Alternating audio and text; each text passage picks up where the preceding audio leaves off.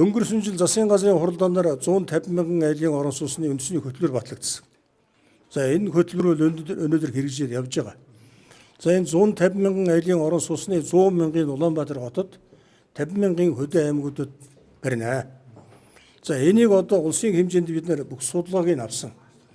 Тухайлбал айл аймагт ямар хэмжээний ямар хүчин чадалтай орон сууц барих вэ гэдгийг бүгдийг нийлүүлээд тэгээ аймаг болгоно ингээд нийтдээ 50 мянган айлын орон сууц барихаар асуудал бид нар төлөвлөж байгаа. За энийг барихын тулд хотод орон сууц барихын тулд хөдөөд орон сууц барихын тулд хамгийн гол шийдэх асуудал бол инженерийн дэд бүтц байгаа. Инженерийн дэд бүтцийг бол төр хариуцаад орон нутгаас хариуцаад тавьж өгвөл хувийн хэвшил бол орон сууцаа барьдаг. Тэгэхээр Улаанбаатар хотын хувьд бол энэ хөтөлбөрийн хүрээнд эхний ээлжинд барих орон сууцны инженерийн дэд бүтцийг энэ хятадаас авах ёстой 2 тэрбум юаны бусалдгүй тусламж байгаа. За энэ хүрээнд бол энэ жил 700 тэрбум юаныг авна. За энэ хүрээнд бол Улаанбаатар хотын инженерийн дэд бүтцийн асуудлыг шийднэ гэдэг ингэж үзэж байгаа. За хөдөө аймагуудын хувьд бол бас нэг энэ жилийн хувьд бол орон сууцаа ашиглалтанд ороход 3-5 тэрбум төгрөг бол шаардлагадана. Мөн улсын хэмжээнд төрөөсийн орон сууцны хөтөлбөр хэрэгжүүлэх нэг 7 аймаг үлдсэн байдаг. За энэ 7 аймгийн бид тэр төрөөсийн орон сууцны хөтөлбөрийг урдын адил хөгжлийн банкны хөнгөлөлтөө зээлээр барья гэж ингээд асуудал боловсруулад засгийн газрын хуралдаанд оруулахаар бэлдэж байгаа.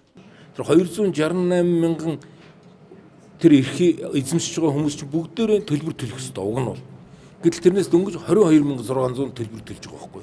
Тэгэхдээ энэ төлбөр бол 1997 онд төлбөрийн хууль гарсан. Төлбөрийн хууль гараад 98 оноос эхлээд төлбөрийг авдаг болж ирсэн.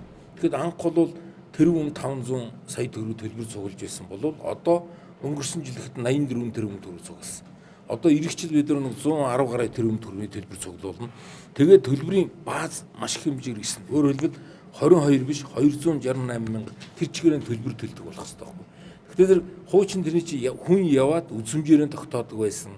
Тэгээ нөгөө мэддэг хүмүүстэй харьцаа мэдхгүй эзэмшиж байгаа хүмүүс нь олдохгүй байсан бол одоо бүгд сахимаар нөгөө газар эзэмшиж байгаа бүх хүмүүс утсаар нь шууд мэдээлэл нь очоод төлбөрөө төдөн төгрөг байна. Төлбөрийн тооцохдоо шууд автоматар тооцно. Хүн оролцож тооцохгүй. Тийм ийм өөр хэлбэл хиймэл оюун ухаанд ажиллаж байна гэсэн үг байхгүй. Тэгээ ийм маягаар бүгдийг програмчилсан. За тэгээ энэ үйл ажиллагааг бид нар энэ багц 5 хууль газартай холбоотой багц 5 хуулийг өргөн барихаар бэлдэж байгаа.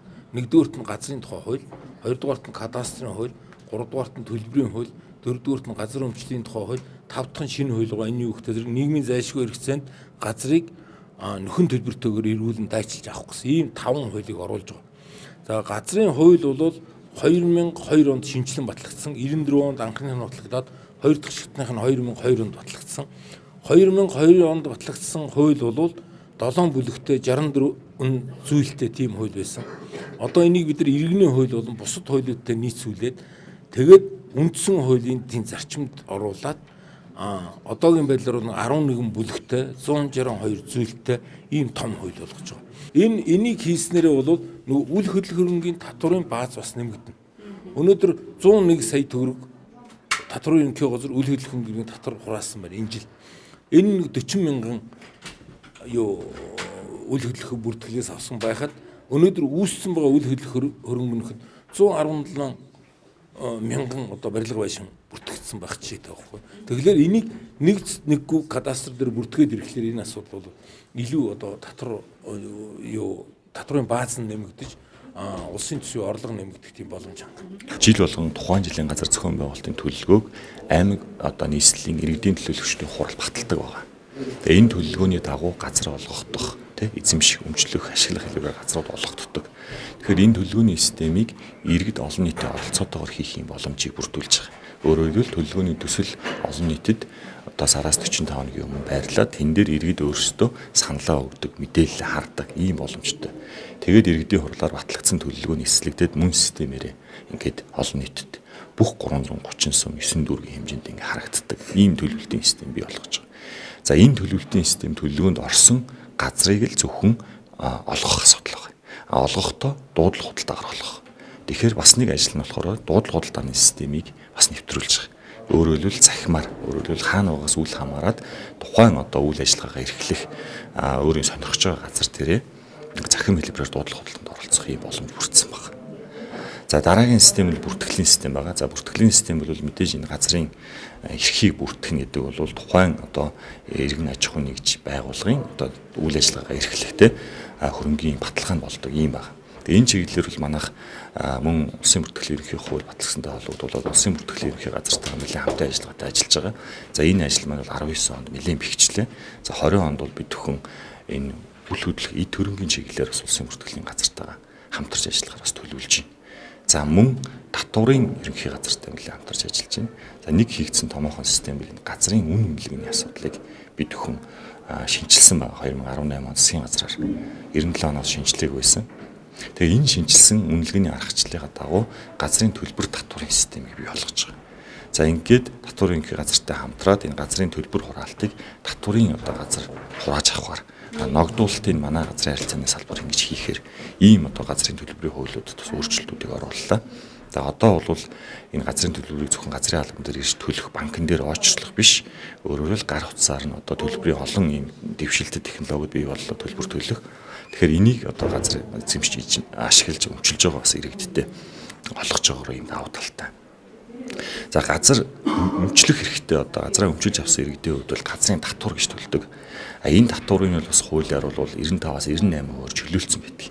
Тэгэхээр орон нутагт бол магадгүй одоо 1000 м газар өмчилсөн иргэн бол нэг 600-700 төгрөг төлдөг. За хотод бол 20 мянган төгрөг төлдөг ийм бага хэмжээний.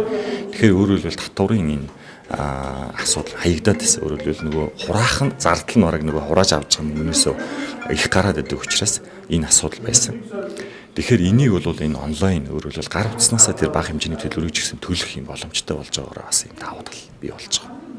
20 онд бол бид энэ мэдээллийн системээ уламж чанаржуулж, баталгаажуулж энэ дээр маань бол төлөвлөлтийн мөн одоо татвар төлбөр хураамжийн иргэд өөрсдийнхөө мэдээллийг авдаг, газрыг одоо эдийн засгийн эргэлтэнд оруулдаг ил тод нээлттэй болгох энэ ажил байгаа учраас энийг бол улам өргөжүүлж хэлэх тал дээр анхаарч ажиллаж байгаа.